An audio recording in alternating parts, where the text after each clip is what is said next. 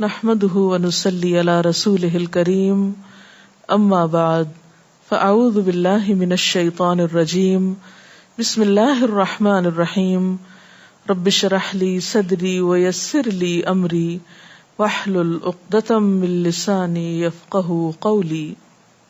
ہماری گفتگو کا موضوع ہے جھوٹ یا غلط بیانی۔ جھوٹ بولنا ہر دین و مذہب میں اور ہر اخلاقی معیار کے اعتبار سے ہر قوم اور ہر معاشرے میں ہمیشہ ناپسندیدہ ہی سمجھا گیا ہے۔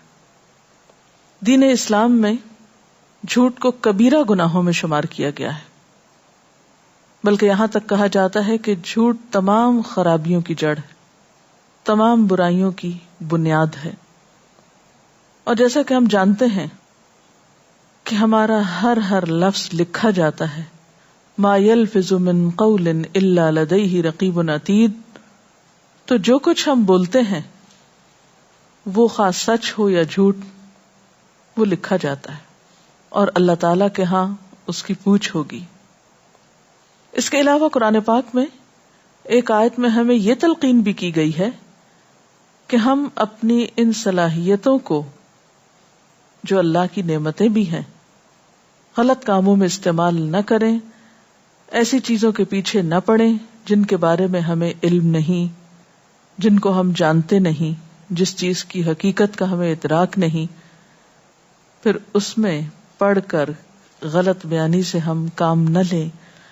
وَلَا تَقْفُ مَا لَيْسَ لَكَ بِهِ عِلْمٌ إِنَّ السَّمْعَ وَالْبَصَرَ وَالْفُؤَادَ كُلُّ أُولَئِكَ كَانَ عَنْهُ مَسْئُولًا، اور نہ تم پیچھے پڑو اس چیز کے بارے میں جس کا تمہیں علم نہیں، کیونکہ کان، آنکھ اور دل ان سب کا سوال ہونے والا ہے، ان سب کا حساب ہونے والا ہے، ان سب سے پوچھا جانے والا ہے کہ ان چیزوں کو کس راستے میں استعمال کیا۔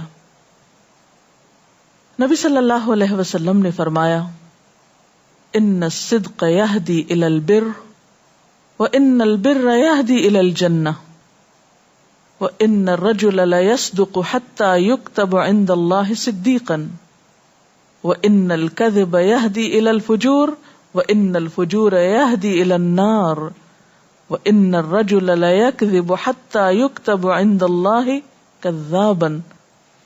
ترجمہ اس حدیث کا یہ ہے کہ سچائی نیکی کا راہ دکھاتی ہے یا نیکی کا راستہ دکھاتی ہے، اور نیکی جنت کا راستہ دکھاتی ہے، اور آدمی برابر سچ بولتا رہتا ہے یہاں تک کہ اللہ کے ہاں صدیق لکھا جاتا ہے، یعنی بہت سچا انسان۔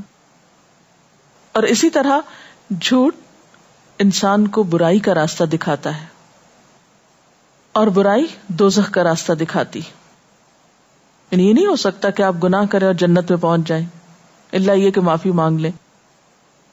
تو جھوٹ انسان سے کئی گناہ کرواتا ہے، اور گناہ انسان کو جہنم تک پہنچا دیتے ہیں، اور انسان برابر جھوٹ بولتا رہتا ہے کیونکہ ایک جھوٹ سے دوسرے جھوٹ کی جھجک اتر جاتی ہے اور انسان جھوٹ پر دلیر ہو جاتا ہے، اور اس کثرت سے پھر جھوٹ بولتا ہے کہ اللہ کے ہاں سخت جھوٹا لکھا جاتا ہے، یکتب عند اللہ کذابا، کہ یہ بہت جھوٹا انسان ہے۔ تو اس حدیث سے صاف طور پر پتہ چلتا ہے کہ سچائی سے نیکی کے دروازے کھلتے ہیں، نیکی کی توفیق نصیب ہوتی ہے انسان کو، اور اسی طرح جھوٹ سے برائی کے دروازے کھلتے ہیں اور انسان غلط کاموں کی طرف چل پڑتا ہے۔ اس لیے جھوٹ بولنا بذات خود بھی برا ہے، اور اس لحاظ سے اور بھی برا ہے کہ اس سے مزید اور برائیاں انسان کرنے لگتا ہے، اور پھر اللہ کے ہاں جھوٹا لکھا جاتا ہے، یعنی اس شخص کی کوئی قدر و قیمت نہیں، کوئی ویلیو نہیں۔ اب دیکھیں انسانوں کے سامنے بھی اگر پتا چل جائے کہ کوئی شخص جھوٹا ہے تو اس پر کوئی اعتبار نہیں کرتا، اس کی کوئی قدر و قیمت نہیں ہوتی۔ تو کہا یہ کہ اللہ کے ہاں کسی کا جھوٹا لکھا جانا، پھر اس کا کیا مقام ہوگا رب کائنات کے سامنے۔ اور بعض اوقات انسان صرف عادتاً اور لاپرواہی میں معمولی باتوں پر جھوٹ بولتا رہتا ہے جو کہ اس کے حق میں سخت نقصان دہ ہو سکتا ہے۔ جھوٹ کو تو منافقت کی علامت شمار کیا گیا ہے، اور منافقین کا انجام آپ سب جانتے ہیں کہ جہنم کے سب سے نچلے درجے میں ہوں گے۔ منافقت کی 4 نشانیاں بتائی گئی ہیں. ایک حدیث میں آتا ہے آپ صلی اللہ علیہ وسلم نے فرمایا 4 من کن فیہ کان منافقا خالصا ومن کانت فیہ خصلۃ منہن کانت فیہ خصلۃ من النفاق حتی یدعها اذا اؤتمن خان واذا حدث کذب واذا عاہد غدر واذا خاصم فجر. متفق علیہ. آپ صلی اللہ علیہ وسلم نے فرمایا جس شخص میں 4 خصلتیں ہوں وہ تو پکا منافق ہے، اور جس میں ان میں سے ایک خصلت موجود ہو اس میں نفاق کی ایک خصلت ہے، یہاں تک کہ اس کو چھوڑ دے. یعنی جب تک ان صفات کو کوئی شخص اپنے اندر سے نکال نہیں دیتا اس وقت تک وہ منافقت سے پاک نہیں ہو سکتا. یعنی انسان سچا مومن بن نہیں سکتا جب تک کہ ان باتوں کو چھوڑ نہ دے. اور منافقت کی علامتیں کیا ہیں؟ نمبر 1، جب اس کے پاس امانت رکھی جائے تو وہ اس میں خیانت کرے، اور دیکھا جائے تو اس کے پاس پردہ بھی جھوٹ ہے. اگر وہ بات کرے تو جھوٹ بولے، اور جب وعدہ کرے تو عہد شکنی کرے، وعدہ پورا نہ کرے، اور وعدہ توڑنے میں بھی جھوٹ کار فرما ہوتا ہے. اور جب جھگڑا کرے تو گالی گلوچ کرے، اور گالی گلوچ کیا ہوتا ہے؟ دوسرے کو ایسے ناموں سے پکارنا جس کا وہ اہل نہیں، مستحق نہیں. تو بات یہ ہے کہ آج جب ہم اپنے معاشرے کی طرف نظر دوڑاتے ہیں تو بہت سے لوگ ان برائیوں کو، ان خامیوں کو، ان عیبوں کو، ان غلطیوں کو غلطی بھی نہیں سمجھتے. بعض اوقات مذاق میں، بعض اوقات ضرورتاً، بعض اوقات عادتاً ان برائیوں کا ارتکاب کرتے رہتے ہیں، اور اس طرح وہ اللہ کی نظر میں اور بندوں کی نظر میں ذلیل ترین شمار ہوتے ہیں. عام زندگی میں جھوٹ بولنا تو بڑی برائی ہے ہی، جھوٹا خواب بیان کرنا بھی بہت بڑی برائی ہے. یعنی عام زندگی کے حالات اگر انسان ان میں غلط بیانی کرتا ہے، حقائق سے منہ موڑتا ہے، تو یہ بھی ایک برائی ہے. یا حقائق کو بدلتا ہے تو یہ بھی ایک عیب ہے. روزمرہ کی زندگی میں جھوٹ بولنا تو برائی ہے ہی، اور اس کے برائی ہونے میں کوئی شک نہیں. لیکن جھوٹ کی برائی کا آپ اس سے بھی اندازہ لگا سکتے ہیں کہ اگر کوئی شخص جھوٹا خواب بیان کرتا ہے تو اسے بھی برائی شمار کیا گیا ہے. مثلاً ایک حدیث میں آتا ہے کہ جو شخص ایسا خواب بیان کرے جو اس نے دیکھا نہیں تو قیامت کے دن اس کو برابر تکلیف دی جاتی رہے گی کہ وہ جو کے 2 دانوں کے درمیان گرہ لگائے. جو کے دانے، ان میں گرہ کیسے لگے گی؟ اسے کہا جائے گا کہ اس میں گرہ لگاؤ. اور اسی طرح آپ نے فرمایا جو شخص لوگوں کی باتوں کی طرف کان لگاتا ہے، یعنی تجسس کر کے سنتا ہے جبکہ لوگ اس کو ناگوار سمجھتے ہیں، یعنی لوگوں کو پسند نہیں کہ ان کی بات سنی جائے، اور ایسا شخص بلا وجہ سنگن لینے کی کوشش کرتا ہے تو قیامت کے دن اس کے کانوں میں سیسا پگھلا کے ڈالا جائے گا. اور یہ معاشرتی عیب بھی کس قدر عام ہے کہ 2 شخص گفتگو کر رہے ہیں اور تیسرا شخص جس کا اس سے کوئی مطلب نہیں وہ چھپ کے سننے کی کوشش میں لگا ہوا ہے. بہرحال ایک اور حدیث میں آتا ہے، حضرت ابن عمر بیان کرتے ہیں کہ نبی صلی اللہ علیہ وسلم نے فرمایا سب سے بڑا جھوٹ یہ ہے کہ آدمی اپنی آنکھوں کو وہ چیز دکھائے جو اس کی آنکھوں نے دیکھی نہیں، یعنی جھوٹا خواب بیان کرے، امیجنری باتیں کرے، ایسی چیزوں کا ذکر کرے جو کہ اس نے دیکھی ہی نہیں. اس لیے جھوٹ کے معاملے میں ہمیشہ محتاط رہنے کی ضرورت ہے، حتیٰ کہ بچوں کے ساتھ جھوٹ بولنے کی بھی ممانعت ہے. ایک صحابی بیان کرتے ہیں کہ میں نبی صلی اللہ علیہ وسلم کے پاس تھا کہ میری والدہ نے مجھے بلایا کہ ادھر آؤ میں تمہیں کوئی چیز دیتی ہوں. آپ صلی اللہ علیہ وسلم نے ان کی والدہ سے پوچھا کہ کیا تم واقعی کچھ دینے کا ارادہ رکھتی ہو؟ کیونکہ اگر تم اس کو چیز کا کہہ کے بچے کو بلا رہی ہو اور پھر وہ چیز نہیں ہے تمہارے پاس، یا ایک جھوٹی بات کر رہی ہو، تو یہ بھی تمہارے حق میں جھوٹ لکھا جائے گا. یہ نہیں کہ کسی بڑے انسان کے ساتھ یا کسی سمجھدار انسان کے ساتھ غلط بیانی کرنا برا ہے. دین اسلام میں تو بچوں کے ساتھ غلط بیانی کرنا بھی جھوٹ شمار ہوتا ہے. عموماً ماں کو دیکھا گیا ہے بچوں کو ڈرانے کے لیے وہ چیل آ گئی، وہ کوا آ گئی، وہ بلی آ گئی، وہ جن آ گیا، اس قسم کی باتیں کرتی ہیں تاکہ ان سے معمولی کام نکلوائے جا سکیں یا ان کو ڈرا دھمکا کر ان سے کوئی کام کرایا جا سکے. چھوٹے ہوتے ہیں بچے، معصوم ہوتے ہیں، ان کو بعض اوقات سمجھ نہیں ہوتی، اس وقت وہ وقتی طور پہ مان جاتے ہیں، لیکن ہمیشہ کے لیے ماں کا اعتماد کھو دیتے ہیں جب بڑے ہو کر ان کو سمجھ آ جاتی ہے کہ ان سے غلط بیانی کی گئی. تو جن بچوں کی تربیت میں جھوٹ کا عنصر ہو ان کا اخلاق پھر صحیح طور پر سنور سکتا ہی نہیں. اس لیے والدین کی اہم ترین ذمہ داری ہے کہ وہ بچوں کے سامنے غلط بیانی کا مظاہرہ نہ کریں تاکہ ان کے اخلاق اور کردار کی بنیادیں سچائی پر قائم ہوں. پھر اسی طرح جھوٹ کی ایک قسم یہ بھی ہے کہ انسان جو بات سنے آگے بیان کر دے بغیر تحقیق کے، سنی سنائی کو سنانا شروع کر دے. آپ صلی اللہ علیہ وسلم نے فرمایا کفا بالمرء کذبا ان یحدث بکل ما سمع، کسی انسان کے جھوٹا ہونے کے لیے اتنا ہی کافی ہے کہ ہر سنی سنائی بات آگے کر دے، بغیر سوچے سمجھے اس کو یقین کر کے دوسروں تک پہنچانا شروع کر دے. اسی طرح جھوٹ کی ایک قسم نبی صلی اللہ علیہ وسلم پر جھوٹ باندھنا ہے، اور وہ کیسے کہ بات کسی کی ہو اور اسے آپ صلی اللہ علیہ وسلم سے منسوب کر دے کہ ایک حدیث میں یوں آتا ہے. بعض لوگ نادانستگی میں، ناسمجھی میں کچھ اقوال یا حکمت کی باتیں حدیث کہہ کے لوگوں سے بیان کرتے ہیں.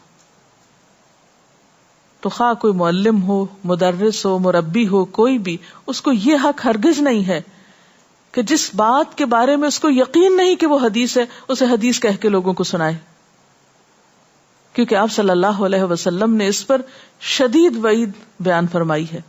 آپ نے فرمایا من کذب علی متعمدا فلیتبوأ مقعدہ فی النار، جو شخص مجھ پہ جان بوجھ کے جھوٹ بولے، اس کو پتا ہے کہ یہ بات میں نے نہیں کی، مجھ سے منسوب کرے، تو اسے چاہیے کہ اپنا ٹھکانہ جہنم میں بنا لے. یعنی انتہائی ناپسندیدہ باتوں میں سے ہے یہ بات، اللہ کے ہاں بہت غضب دلانے والی، کہ کسی بھی عام انسان کی بات کو نبی صلی اللہ علیہ وسلم کی بات بنا دیا جائے اور غلط باتیں آپ کی طرف منسوب کی جائیں اور ان کو دین کا حصہ بنا ڈالا جائے. یہ بہت بڑا جرم ہے اور اس کا انجام آگ ہے. اسی طرح بعض لوگ بغیر سوچے سمجھے کچھ باتوں کو کہتے ہیں قرآن پاک میں یہ لکھا، حالانکہ وہ نہیں لکھا ہوتا. تو جب تک آپ کو یقین نہ ہو کہ کوئی بات قرآن پاک میں لکھی ہے تو ہرگز نہ کہیے کہ یہ قرآن پاک میں لکھا ہوا ہے، وہ اللہ پر جھوٹ باندھنا ہو جائے گا. اسی طرح بسا اوقات تکلف میں جھوٹ بولا جاتا ہے. آپ شدید ترین بھوکے ہیں، کوئی آپ کو کھانا پیش کرتا ہے تو آپ کہتے ہیں نہیں مجھے بھوک نہیں ہے. آپ صلی اللہ علیہ وسلم کے سامنے بھی کسی نے اسی تکلف کا مظاہرہ کیا تھا تو آپ نے فرمایا بھوک اور جھوٹ کو جمع نہ کرو. یعنی ہمارے دین میں جھوٹے تکلف کی کوئی گنجائش نہیں ہے. اسلام انسان کو حقیقت پسند بناتا ہے، سچائی کو پسند کرتا ہے. اللہ تعالیٰ نے اپنے لیے سچائی کی صفت کا ذکر فرمایا ہے، وَمَنْ أَصْدَقُ مِنَ اللَّهِ قِيلًا، اور اللہ سے بڑھ کر کسی بات میں سچا اور کون ہو سکتا ہے.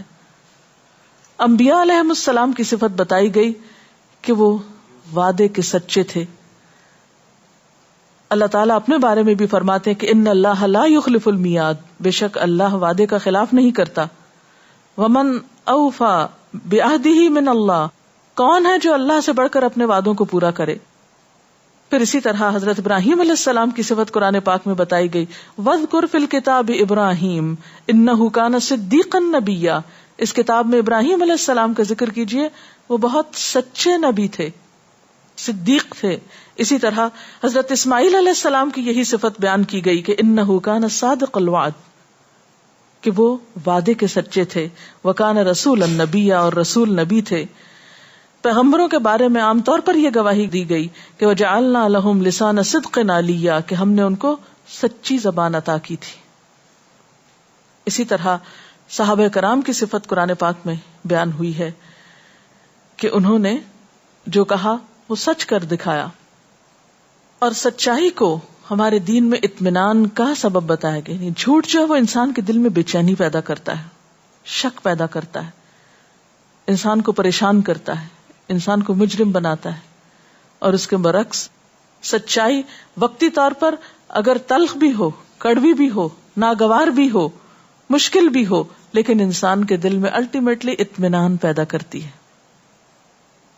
اور اس کے لیے دعا مانگنے کے لیے بھی کہا گیا وَقُلْ رَبِّ أَدْخِلْنِي مُدْخَلَ صِدْقٍ وَأَخْرِجْنِي مُخْرَجَ صِدْقٍ. اللہ مجھے سچائی کی جگہ داخل کر اور سچائی کی جگہ سے نکال، یعنی ایسے لوگوں کی صحبت اور ایسا مقام ملے کہ جہاں سچ کا دور دورہ ہو اور جھوٹ سے پرہیز ہو. اور پھر اہل ایمان کو یہ تلقین کی گئی کہ وہ سچے لوگوں کا ساتھ دیں. کونوا مع الصادقین کا لفظ آتا ہے قرآن پاک میں، کیونکہ انسان اگر سچے لوگوں کے ساتھ ہوگا تو سچائی ہی کو پسند کرے گا. اور ویسے بھی انسان کی صحبت انہی لوگوں کے ساتھ ہوتی ہے، انسان انہی کے بیچ میں ہوتا ہے، انہی کے بیچ میں اٹھایا جائے گا قیامت کے دن جن لوگوں کی صفات اور عادات اس کو پسند ہوتی ہیں اور جن کے ساتھ وہ رہتا ہے اور جو اس کی صحبت اور کمپنی ہوتی ہے. اور جھوٹ کی برائی تو اس قدر زیادہ ہے کہ مذاق میں بھی جھوٹ کو پسند نہیں کیا گیا. اور ایسا شخص جو لوگوں کو محض ہنسانے کے لیے جھوٹ بولے وہ بھی ناپسندیدہ قرار دیا گیا. اس لیے ہمیشہ ہر حال میں جھوٹ سے پرہیز کرنا لازم ہے. ایک اور حدیث میں آتا ہے رسول اللہ صلی اللہ علیہ وسلم نے فرمایا جو شخص اسلام کے علاوہ کسی دوسرے مذہب کی عمدن جھوٹی قسم کھائے، مثلا یہ کہے کہ اگر میں یہ کام کہوں تو یہودی ہوں، اور اس نے وہ کام کر لیا تو وہ جس طرح اس نے کہا تھا ویسا ہی ہو جائے گا. یعنی کبھی بھی کسی طرح جھوٹ کا سہارا نہیں لینا چاہیے. اسی طرح جھوٹی گواہی سے بھی بچنا چاہیے اور جھوٹی قسم سے بھی بچنا چاہیے. جھوٹی گواہی کا مطلب کیا ہے کہ انسان کسی کی مدد کرنے کے لیے، کسی کا ساتھ دینے کے لیے اس کی طرفداری کرتے ہوئے غلط بیانی کرے. ایک حدیث میں آتا ہے نبی صلی اللہ علیہ وسلم نے فرمایا میں تمہیں بہت بڑے کبیرہ گناہ کے بارے میں خبر نہ دوں؟ ہم نے عرض کیا ضرور یا رسول اللہ صلی اللہ علیہ وسلم. فرمایا اللہ کے ساتھ شرک کرنا اور والدین کی نافرمانی کرنا. آپ ٹیک لگائے ہوئے تھے، یعنی جب یہ بات فرما رہے تھے تو آپ سیدھے ہو کر بیٹھ گئے اور آپ نے فرمایا خبردار جھوٹی بات. یعنی کبیرہ گناہوں میں سے کیا ہے؟ جھوٹی بات. اور آپ نے پھر فرمایا خبردار جھوٹی بات. اور آپ اس جملے کو بار بار دہرا رہے تھے یہاں تک کہ ہم نے کہا کہ کاش آپ خاموش ہو جائیں. یعنی اتنا زیادہ تکرار کے ساتھ بار بار آپ نے یہ بات فرمائی کہ جھوٹی بات جو ہے وہ اللہ کی ناپسندیدہ باتوں میں سے ہے یا کبیرہ گناہوں میں سے ہے. تو بات یہ ہے کہ قرآن پاک میں اہل ایمان کی صفت یہ بتائی گئی کہ والذین لا یشہدون الزور.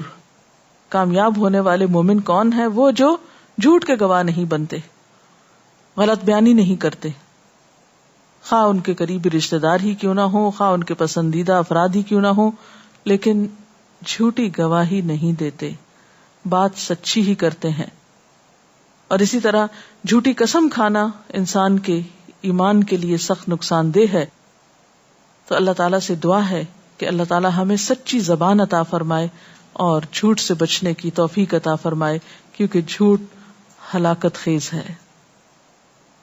کوئی سوال ہو تو آپ کر سکتے ہیں.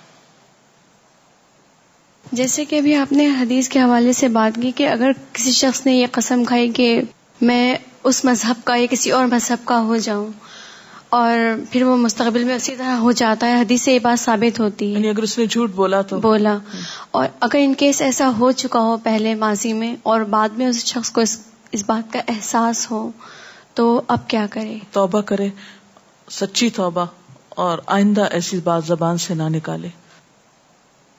اگر بچوں کو جھوٹ بولنے کی عادت ہو تو کس طرح اصلاح کی جائے؟ اس کے لیے سب سے پہلے تو عملی نمونہ پیش کرنے کی ضرورت ہے. اگر آپ خود سچائی پر قائم ہیں تو بچے بھی جھوٹ چھوڑ دیں گے. مشکل یہ ہے کہ ہم بچوں کو خود ہی جھوٹ سکھاتے ہیں. مثلا آپ گھر پر ہیں، بیٹھے ہوئے ہیں، کسی کا فون آیا، آپ کا جی نہیں چاہ رہا کہ اٹینڈ کریں، آپ بچوں کو کہتے ہیں جاؤ کہہ دو میں گھر پہ نہیں ہوں. کوئی دروازے پہ آیا ہے، آپ بچوں سے جھوٹ بلواتے ہیں. تو جب آپ ان کو خود ہی تربیت دے رہے ہیں تو وہ کیسے بچیں گے؟ تو اس لیے سب سے پہلے خود اپنے عمل سے ثابت کیجئے کہ جھوٹ غلط ہے، اور پھر جھوٹ کی قباحت ان کو بتائیے، تو انشاءاللہ تعالی آہستہ آہستہ اس کو چھوڑ دیں گے. جھوٹ کے اسباب کیا کیا ہو سکتے ہیں کہ ان سے بچا جا سکے؟ جی ہاں، عموماً ایسا ہے کہ ہم چھوٹی چھوٹی باتوں میں بلا وجہ بھی غلط بیانی سے کام لیتے رہتے ہیں، میں سستی کی بنا پر. مثلاً پڑھنے کا موڈ نہیں ہے، اسکول میں اپلیکیشن بھیج رہے ہیں، آج طبیعت خراب ہے، حالانکہ طبیعت خراب نہیں ہے. کسی کی فوتگی کا بہانہ کبھی کر دیتے ہیں کہ نانی فوت ہو گئی، حالانکہ وہ معلوم نہیں کئی سال ہو چکے ان کو فوت ہوئے.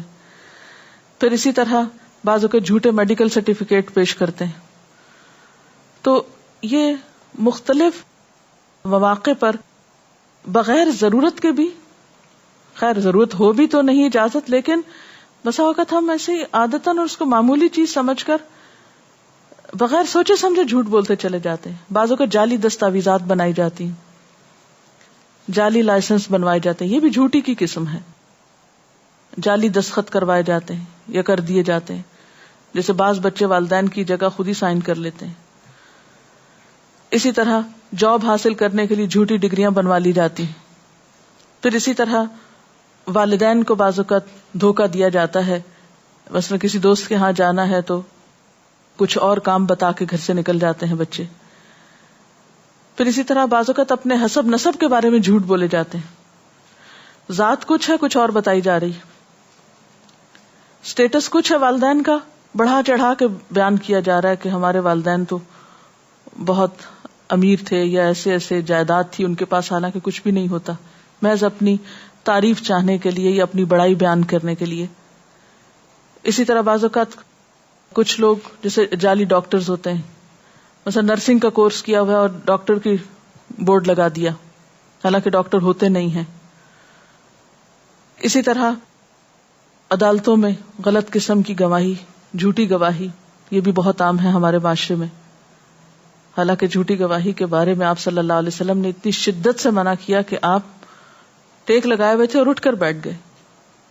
تو بات یہ ہے کہ پھر اسی حدیث کی طرف لے جاؤں گی کہ جھوٹ برائی کی طرف لے جاتا ہے اور برائی جہنم کی طرف لے جاتی ہے، اور انسان برابر جھوٹ بولتا رہتا ہے یہاں تک کہ اللہ کے ہاں جھوٹا لکھ لیا جاتا ہے.